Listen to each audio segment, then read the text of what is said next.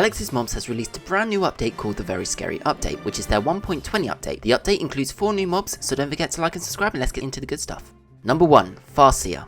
The first mob added in the new update is found rarely at the border of the world, called the Farseer. Now you're probably wondering, why would you expect me to spend days travelling to the world border? Well, a new item called the Shattered Dimensional Carver will create a portal 1 million blocks in the direction you're facing. You can craft this by simply putting a dimensional carver inside a capsid. Now you may want to keep a normal dimensional carver handy, as it will make it much easier to get home. Otherwise you'll be spending another 20 minutes mining through portals with the Shattered Dimensional Carver to get back home. But hey, it's not the end of the world if you don't have it, as you would need to kill the Void Worm at least twice. Anyway, this trippy looking mod is hostile and will attack you by firing a beam of static at you. This beam can pierce armor and enchantments, so any extra protection won't make much of a difference here. If you get into closer contact with it, it will still attack you with its melee attack. If you do manage to kill the Farseer, it can drop a Farseer arm, and with it you can create a transmutation table along with a nether star and 3 obsidian. When you interact with it, it will give you a slot in which you can place any stackable item in. When you do, 3 other items will appear in the table above it, and these items are randomized. If you select one of the items, it will give you the amount back which corresponded with the number of items you put in. You will need XP to use this, although once you place it down, make sure it's in a place you want it to be. Otherwise you'll only be presented with a violent explosion and only a nether star will drop from it.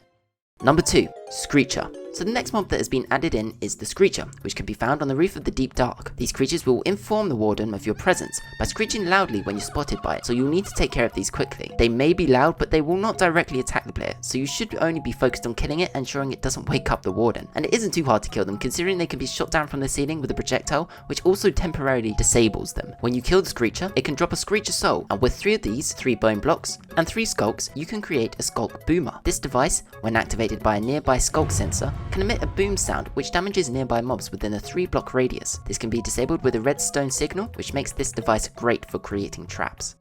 Number 3. The Underminer.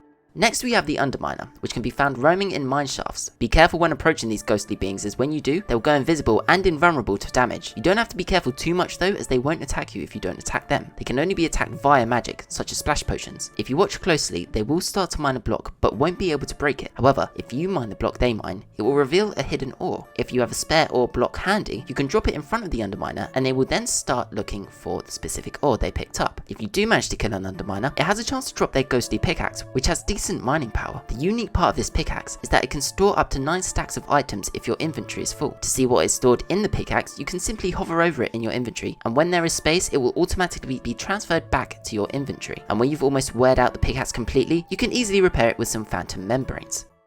Number 4. Murmur.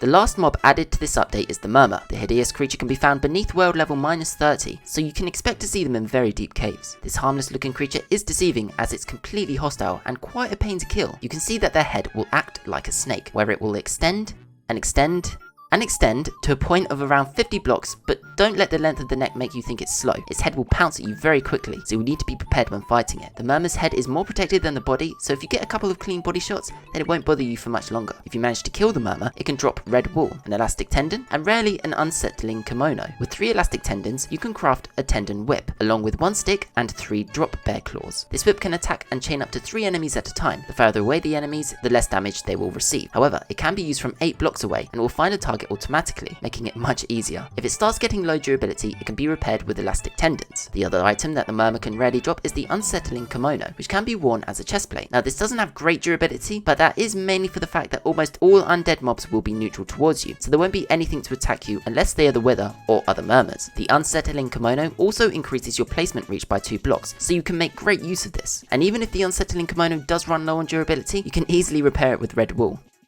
Oh yeah, just a couple of little extra things. If you kill the Void Worm, Ender Residue now temporarily surrounds the loot, so it's easier to locate and retrieve. And this is Rigby. Just name a raccoon Rigby and you get yourself a Rigby. These weren't added in this update, but was added in update 1.19.2, which I didn't cover. So yeah, that's it from me today. Thank you all for watching. I hope you enjoyed. Don't forget you can leave a mod review suggestion in the comments down below, or in case I miss it, you can join my Discord server and suggest one to me there, and I'll catch you all in the next video.